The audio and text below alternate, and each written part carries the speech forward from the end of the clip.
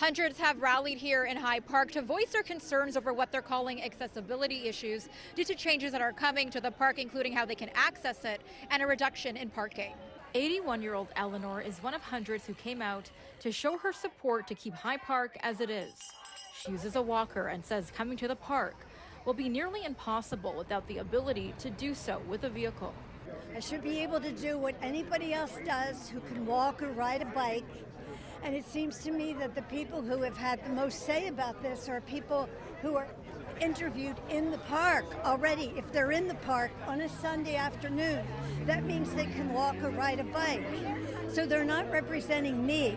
Eleanor's concerns are similar to the many seniors who joined Wednesday's rally, hoping someone would hear them out. I'm 70 years old.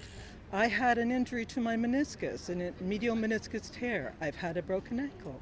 All of these things affect how far I can walk. We're not pro-cars, we're not anti-cyclists, we're for the people who need this park. Earlier this week, the city began implementing the first phase of changes that officials say aims to improve safety and accessibility at the park.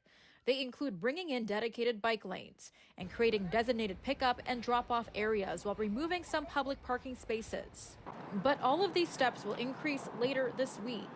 60% of the park's 560 parking spaces will be gone, while the main vehicle entrances at Parkside Drive and Hyde Park Boulevard will be closed on weekends and holidays.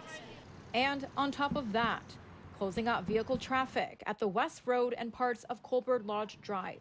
I think there's a little bit of craziness that has happened by very nice people who just have not thought the matter through.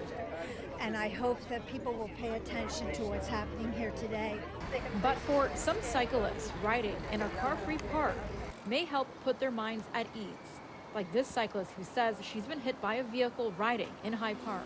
It's a safety issue, and this is still the safest place for us to come. And I was hit by a car here, not on the actual bike path down below, but it's still, there's nowhere else for us to go. Now, some of those major changes will take effect on Saturday.